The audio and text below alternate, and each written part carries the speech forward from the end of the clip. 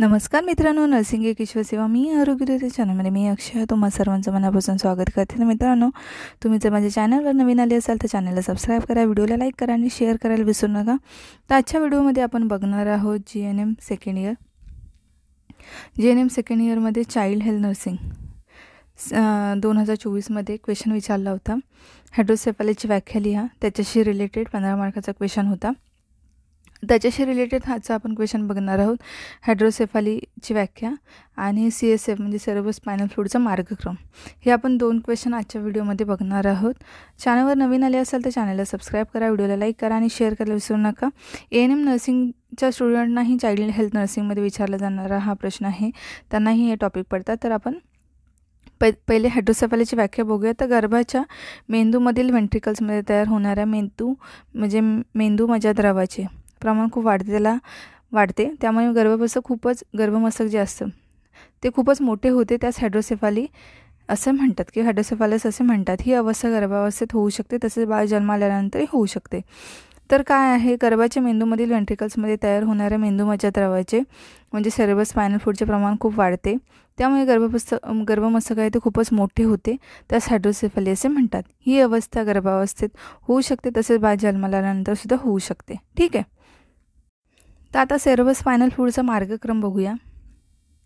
Cerebro spinal फ्लूइडचा मार्ग आहे मेंदू मज्जाद्रव CSF हे प्रत्येक व्हेंट्रिकलच्या भिंतीमधील अस्तर ज्या ठिकाणी अतिशय तलम असते अशा ठिकाणी असलेले केशवाहिन्यांच्या जाळ्यामधून तयार होते. या केशवाहिन्यांच्या जाळ्याला कोरॉइड फ्लेक्स असे म्हणतात. दोन्ही लॅटरल व्हेंट्रिकल्समध्ये CSF इंटरव्हेंट्रिक्युलर फोरामेनमधून थर्ड व्हेंट्रिकलमध्ये येते. तेथून मध्य मेंदूमधील जलवाहिनी ॲक्विडंट ऑफ मिडब्रेन यामधून फोर्थ व्हेंट्रिकलमध्ये येते. तिथून चौथ्या व्हेंट्रिकलच्या छाताला असलेल्या 2 छिद्रातून सब ऑर्कानाइड स्पेसमधून संपूर्ण मेंदू आणि मज्जारज्जूभोवती फिरते. तसेच चौथ्या व्हेंट्रिकलमधून मज्जारज्जूमधील पोकळीतही जाते. त्यानंतर सब ऑर्कानाइड मीटरमधील केशवाहिन्यांमध्ये ते पुनःशोषित होते आणि ते वर सांगितल्याप्रमाणे व्हीनस सायनोसिसमधील अशुद्ध रक्त सोडले जाते. तर अशा प्रकारे आहे मेंदू मज्जाद्रवाचा मार्गक्रम. तर काय आहे, तर दोन्ही लॅटरलमधील CSF इंटरव्हेंट्रिक्युलर फोरामेनमधून म्हणजे दोन्ही लॅटरल व्हेंट्रिकलमध्ये CSF इंटरव्हेंट्रिक्युलर फोरामेनमधून थर्ड व्हेंट्रिकलमध्ये येतं पहिलं. तेथून मग मध्य मेंदूतील जलवाहिनीची ॲक्विडंट ऑफ मिडब्रेनमधून फोर्थ व्हेंट्रिकलमध्ये येते. तेथून चौथ्या व्हेंट्रिकलच्या छताला असलेल्या 2 छिद्रामधून सब ऑर्कानाइड स्पेसमधून जे आहे ते म्हणजे सब ऑर्कानाइड स्पेसमधून संपूर्ण मेंदू आणि मज्जारज्जूभोवती फिरते. तसेच चौथ्या व्हेंट्रिकलमधून मज्जारज्जूमधील पोकळीतही जाते. त्यानंतर सब ऑर्कानाइड मीटरमधील केशवाहिन्यांमध्ये ते पुनःशोषित होते आणि मग वरती जे मी सांगितले त्याप्रमाणे व्हीनस सायनोसिसमध्ये अशुद्ध रक्तात सोडले जाते. असा ह्याचा मार्गक्रम आहे CSFचा, सेरेब्रो स्पायनल फ्लूइडचा.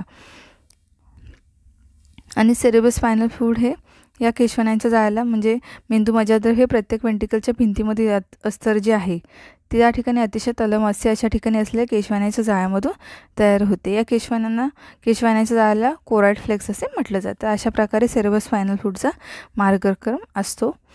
तर आता त्याच्यानंतर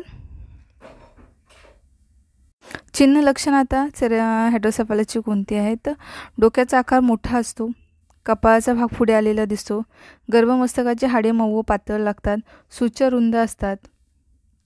त्याच्यानंतर टाळवा मोठ्या व स्पंजसारख्या मऊ लागतात. गर्भावस्थेमध्ये गर्भाचे डोके मोठे असल्याने ते गर्भाशयाच्या फंडसमध्ये सामावते व त्यामुळे कटिदर्शन असते. गर्भमस्तक मऊ असल्याने तपासणीमध्ये फंडसमध्ये बटक्स असल्याचा भास होतो. गर्भाशयाच्या खालच्या भागात गर्भमस्तक राहिल्यास ते एंगेज होत नाही व त्यामुळे प्रेझेंटिंग पार्ट फ्लोटिंगच असतो. त्यामुळे प्रसूतीमध्ये अडथळा निर्माण होतो. ऑब्स्ट्रॅक्ट लेबर आणि सोनोग्राफी करून निदान निश्चित करता येते. तर चिन्ह लक्षणे कोणती आहेत, तर डोक्याचा आकार मोठा असतो, कपाळाचा भाग पुढे आलेला असतो, गर्भमस्तकाची हाडे मऊ व पातळ लागतात, सूचस रुंद असतात, त्याच्यामध्ये टाळवा मोठ्या व स्पंजसारख्या मऊ लागतात. गर्भावस्थेमध्ये गर्भाचे डोके मोठे असल्याने ते गर्भाशयाच्या फंडसमध्ये सामावते व त्यामुळे कटिदर्शन असते. गर्भमस्तक मऊ असल्याने तपासणीमध्ये फंडसमध्ये बटक्स असल्याचा भास होतो. म्हणजे गर्भमस्तक जे बेबीचं हेड आहे ते कसं असतं, मऊ लागल्याने तपासणीमध्ये बटक्समध्ये म्हणजे फंडसमध्ये जे बटक्स असल्याचा भास होतो. गर्भाशयाच्या खालच्या भागात गर्भमस्तक राहिल्यास ते एंगेज होत नाही, त्यामुळे प्रेझेंटिंग पार्ट फ्लोटिंगच असतो. त्यामुळे प्रसूतीमध्ये अडथळा निर्माण होतो आणि सोनोग्राफी करून याच्यामध्ये निदान निश्चित करता येते. त्यानंतर शल्य आणि उपचार काय आहेत त्याच्यामध्ये, ते पहिलं आहे व्ही.पी. शंट बसवणे. वेंट्रिक्युलो पेरिटोनियल शंटिंग लॅटरल वेंट्रिकलमधून पेरिटोनियमपर्यंत शंट करतात व सेरेब्रल स्पायनल फ्लूइडचा पेरिटोनियल कॅव्हिटीमध्ये सोडतात. वेंट्रिक्युलर शंट दुसरा, या प्रकारात स्पिट्स होल्टर वॉल्सच्या साहाय्याने मेंदूमधील वेंट्रिकल व सुपेरियर वेना कावा यांच्यामध्ये शंट बसवतात. सेरेब्रल स्पायनल फ्लूइडचा प्रवाह हृदयाच्या राईट ॲट्रियममध्ये आणून सोडतात. मेंदूच्या वेंट्रिकलमध्ये शंट बसवण्यासाठी बरहोल ऑपरेशन केले जाते. तर मेंदूच्या वेंट्रिकलमध्ये शंट बसवण्यासाठी बरहोल ऑपरेशन केले जाते. तर आता परिचर्या ह्याची कशी आहे, तर अशा बालका शांत व उबदार बिछाना द्यावा.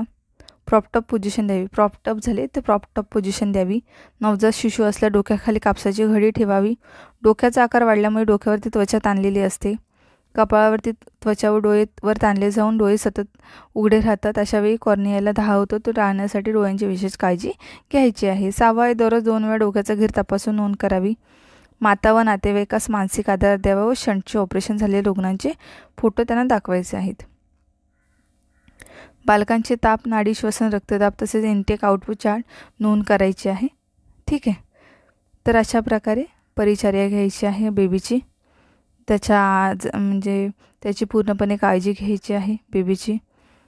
अशी परिचर्या शल्य उपचार आहे. त्याच्यानंतर चिन्ह लक्षणं झाली, त्याच्यानंतर व्याख्या झाली आणि सेरेब्रल स्पायनल फ्लूइडचा हा मार्गक्रम आहे. तर अशा प्रकारे आजचा व्हिडिओ होता.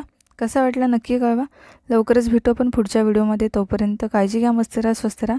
तुमच्या नर्सिंग ट्युटरने दिलेल्या नोट्स आहेत त्या फॉलो करत राहा.